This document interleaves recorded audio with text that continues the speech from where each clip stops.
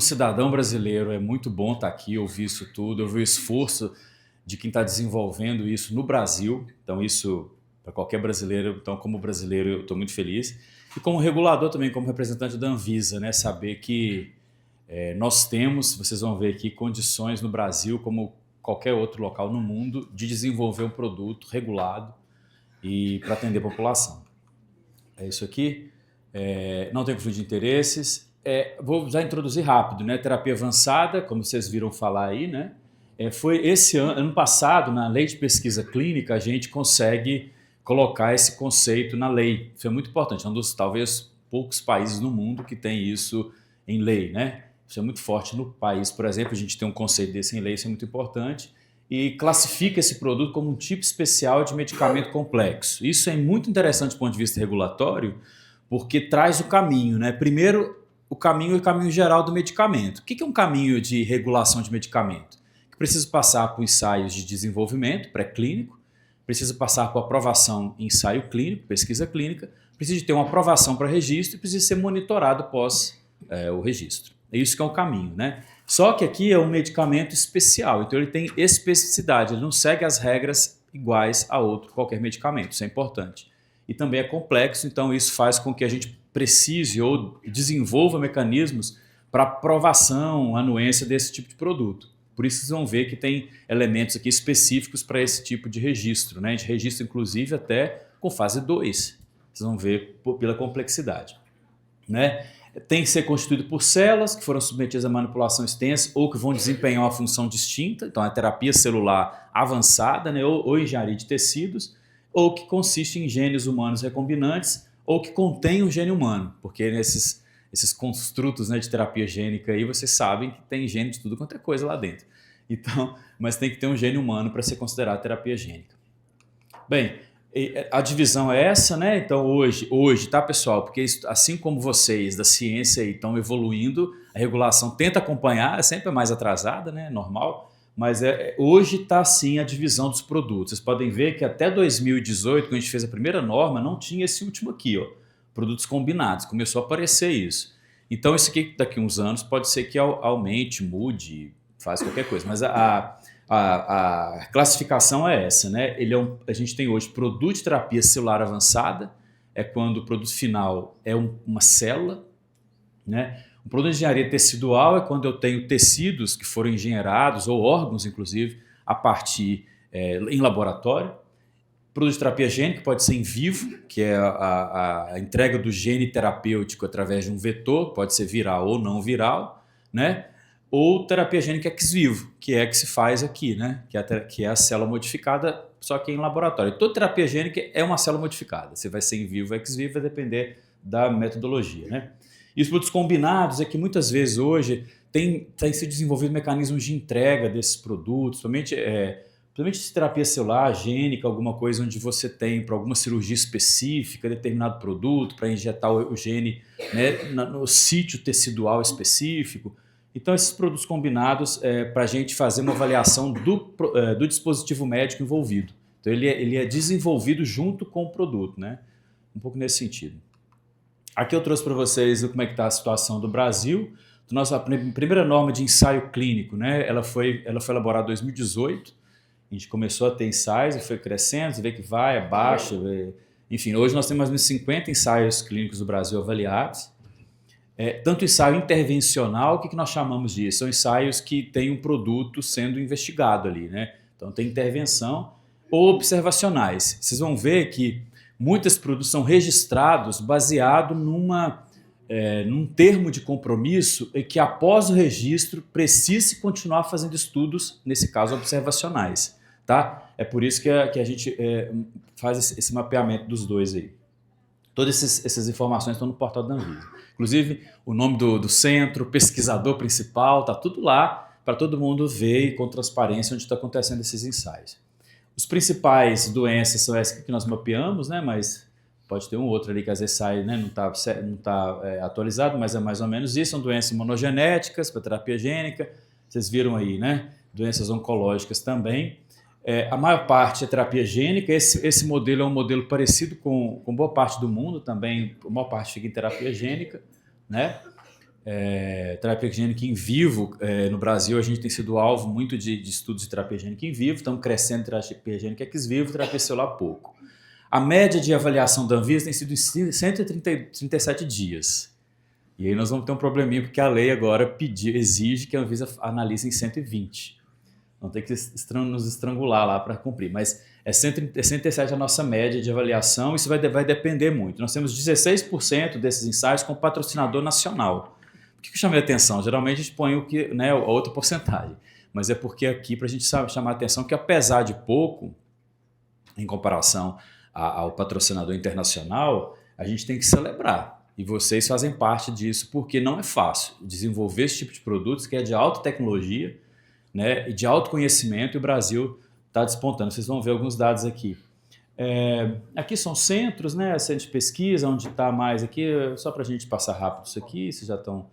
Era que saber isso aqui. A Virginia trouxe esse slide, eu participei desse estudo também, então por isso que eu trouxe, mas aqui o Brasil está no 17º, né? Claro que foi aqui avaliação de clinical trials e tudo, mas é importante colocar o seguinte: os países que estão aqui na frente do Brasil são todos países da Europa. Se a gente colocar aqui a Comunidade Europeia, a Europa fica em terceiro lugar, né? A Inglaterra, quarto, o Brasil passa para quinto, a Austrália, né? A Austrália é quinto, o Brasil sexto.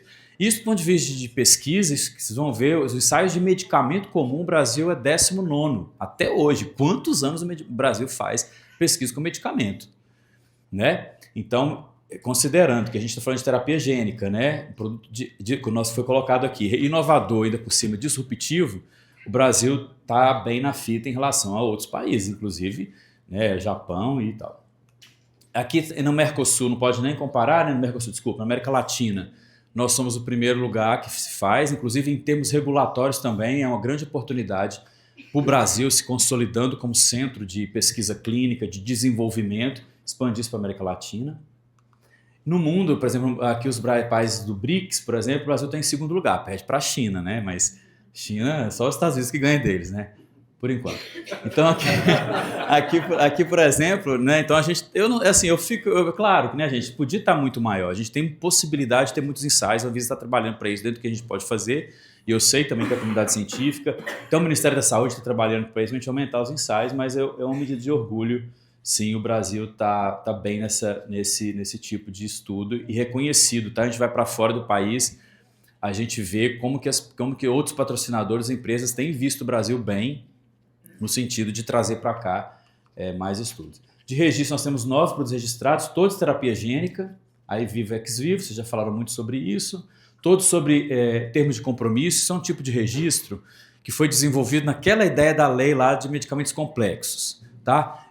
Em que você, pela complexidade desse tipo de produto, você pode registrar com algumas incertezas. Vocês viram aqui, nós vimos várias pesquisas aqui que vão avançando, essas certezas elas vão continuar, inclusive, né? E você vai precisar de anos para talvez verificar se essa incerteza ela vai perdurar ou não. Então você precisa registrar com essas características. Então existe marco regulatório no Brasil possível para isso, em que a empresa pode registrar, faz um termo de compromisso, principalmente para fazer monitoramento de longo prazo, chamado monitoramento de eficácia. Tá?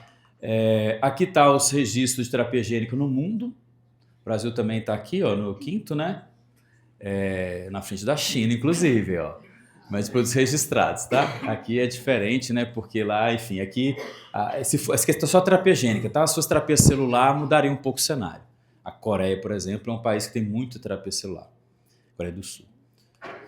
Aqui eu trouxe para vocês também uma coisa para aproveitar essa oportunidade. Nós lançamos no final do ano passado, tomamos decisão decisão não, já estava na legislação, a gente não cumpria, que é fazer transparecer todos os resultados de monitoramento de longo prazo. Lembra que eu falei com vocês que todos esses novos produtos foram registrados sob termo de compromisso? Então, aqui nós pegamos, em 2024, quais são todos aqueles que tinham mais de um ano de registro, para a gente poder ter esses relatórios. Vocês têm acesso a esse relatório, está aqui nesse link.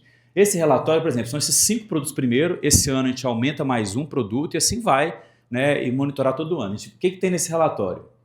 Esse do Luxturna, o Zolgensma, que são 2 produtos de terapia gênica em vivo, né? Luxturna para uma distrofia de retina rara, usou genes na atrofia muscular espinhal, o primeiro produto, inclusive, que foi incorporado no SUS e está sendo distribuído pelo SUS num modelo bem interessante sobre incorporação de produtos de alto custo. Isso aqui é alto custo, né? 7 milhões de reais. O Kymriah, que vocês conhecem, Yescarta e Carvykti, todos esses foram avaliados. Então, esse quadro aqui, olha, que é o quadro roxo, né? O que tem nesse relatório? Tem as estratégias de coleta de dados, então a gente expôs todas as estratégias que a empresa está usando para fazer coleta de dados. Elas coletam dados através de ensaios específicos ou de monitoramento de pacientes de vida real, ou faz parceria com a comunidade científica, sociedades médicas, enfim. Como é que ela vai coletar esses dados? Como é que está a questão da eficácia e segurança acumulados ao longo do tempo, a partir do registro? Por exemplo, Kymriah foi em 2017, tem muitos anos de monitoramento. Já não é mais tão inovador assim, do ponto de vista de dados, né? Informações adicionais, aí tem coisas, problemas de importação, de logística, como é que foi resolvido, isso é importante para vocês conhecerem.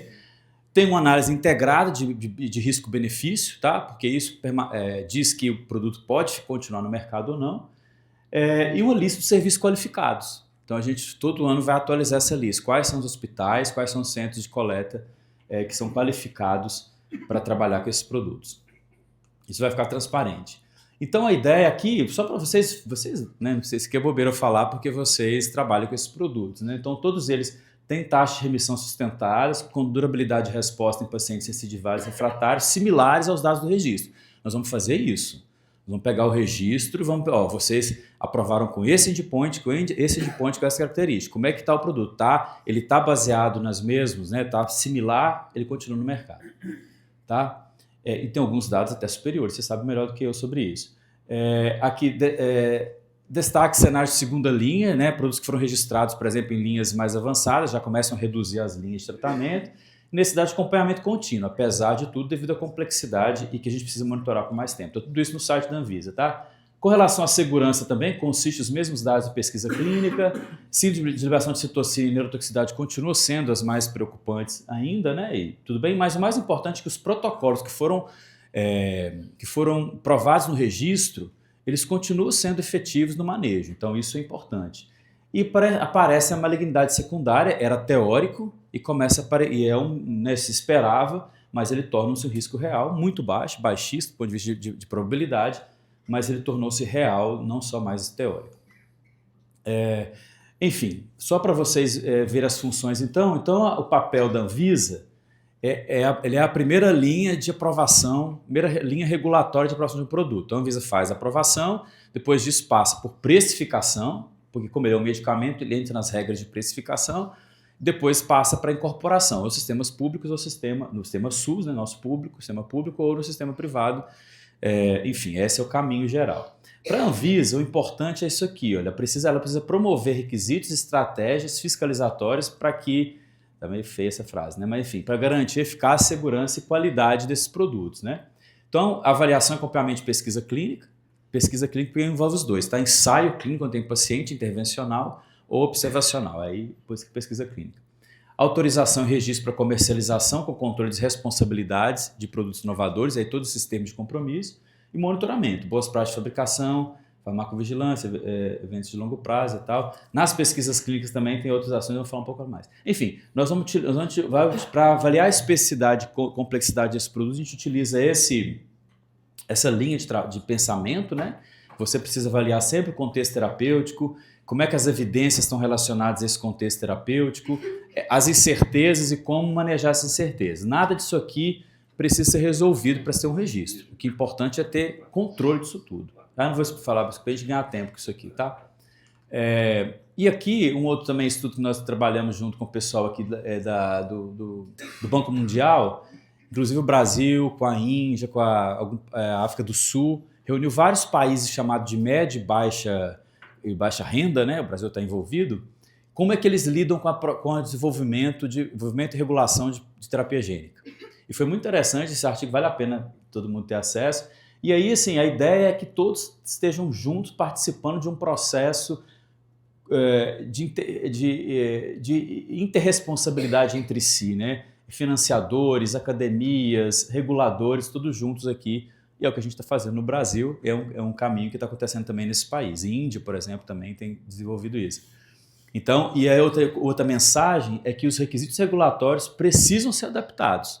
Isso é o mais importante, né, para que a gente possa entender, assim como a precificação precisa ser adaptada, nós estamos vendo isso, o Brasil está atualizando as regras de precificação, não dá para precificar como se precifica um medicamento comum.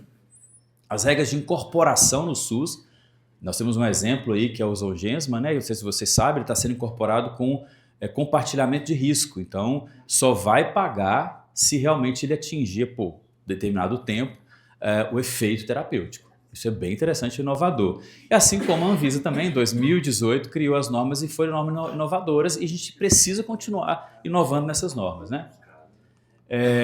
Isso, só para terminar aqui, porque eu quero terminar rápido, as estratégias, né? Então, a gente criou um edital, um projeto piloto chamado Aconselhamento Regulatório, que inclusive, né, vocês participam, e também as pesquisas da Fiocruz participam também. Isso foi muito importante para a gente entender o papel da agência, muito mais do que fiscalizar, ficar pedindo coisas, mas participar do processo de desenvolvimento. E então a gente fez esse piloto, né? Estamos trabalhando, vocês são um case de sucesso para nós, e aí a gente vai incorporar isso agora na legislação. Então isso vai ser aplicado, vocês vão ver que agora a lei ela exige que a gente define isso, a gente vai atualizar a RDC e vamos colocar isso como uma alternativa para aquela empresa, aquele patrocinador que queira entrar nesse modelo. A gente vai já está criando um programa de inspeção em boas práticas clínicas em parceria com as autoridades internacionais, inclusive semana passada tiveram aqui uma inspeção de boas práticas clínicas, a gente fez em alguns lugares, o pessoal do Einstein também, enfim, a gente está indo para a Dinamarca também em maio fazer com eles vão vir aqui no Brasil, então a gente está fazendo essa parceria para a gente ter mais elementos e capacidade de utilizar esse recurso da inspeção de boas práticas clínicas para ajudar no desenvolvimento, né? A gente vai implantar também um programa de inspeção de pré-BPF. O que é isso? Todo o produto, para ser registrado, ele precisa passar por uma certificação de boas práticas de fabricação. Porque, por exemplo, hoje, numa pesquisa clínica, igual está acontecendo aqui, a equipe do Hemocentro aplica os princípios de boas práticas de fabricação. Óbvio, né? Nós estamos falando aqui de um produto que vai para seres humanos. Então, eles estão aplicando, vão desenvolvendo, à medida que vai desenvolvendo, vai aprimorando, validando, vai qualificando, até ter todo o processo bem robusto. Quando está robusto, fala, olha, meu produto tem eficácia, tem segurança e eu vou comprovar a qualidade na certificação de boas práticas de fabricação. Só que a gente percebe que talvez, se a gente fizer isso antes, nesse processo de desenvolvimento, inspeções de pré-BPF, que não vão interromper o estudo, não vão fazer nada, mas que vão já dar, olha, vocês precisam ver isso, precisam apresentar esse documento, vocês precisam uma validação, precisa ser melhor, isso pode ajudar no processo de registro. Tá? Então a gente vai implantar isso, os Estados Unidos faz isso, eles cobram caro para isso, mas a gente não. A Europa também pratica isso e tem dado resultados. E outra ação é a transparência dos dados. Nós já conversamos na diretoria e com todas as empresas do registro que a gente vai colocar esses dados todos para todo mundo ver. Claro, né, gente? Tem segredo industrial que não dá para fazer isso, mas do máximo possível. No ensaio clínico é mais difícil, porque no ensaio clínico é desenvolvimento ainda, né? Mas a ideia é transparecer tudo como mecanismo de trabalho, né? Eu acho que é isso. Trouxe os marcos regulatórios para vocês também.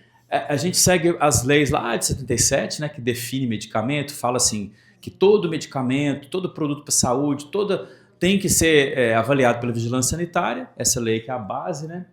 A gente utiliza as leis de medicamento geral, mas assim, sempre a gente vai utilizar primeiro as RDCs específicas, porque o que a lei diz? Que é um tipo especial de medicamento. Então sempre as RDCs específicas. E aqui a gente tem os guias, tem elaboração, alguns guias de não clínico que a gente está fazendo também, guia geral de qualidade, enfim. É um processo que não acaba, né, gente? Isso aqui o resto da vida. E vocês têm que ajudar muito nisso para a gente poder atualizando e sempre criando normativas a partir da realidade, né? Acho que é isso. Há sempre uma ideia de regulação com foco no paciente. Esse é um modelo que tem sido discutido, muito aplicado à terapia avançada, mas que veio da terapia celular. Da hemoterapia, do transplante de tecidos, porque a regulação desse tipo de produto, que é um serviço, né, um produto / serviço, ela é focada no paciente. Você tem as legislações, as RDCs, que todas lá, tudo é excepcionalidade. O pessoal que trabalha aqui com transplante sabe disso, porque você tem que ver o paciente, não adianta, você pode até transfundir uma incompatibilidade ABO, se não tiver outra oportunidade, né? Então, um pouco da terapia avançada, apesar de ser medicamento, toda rigidez, ela tem regulamentações com foco no paciente, que é o mais importante. É isso. Obrigado.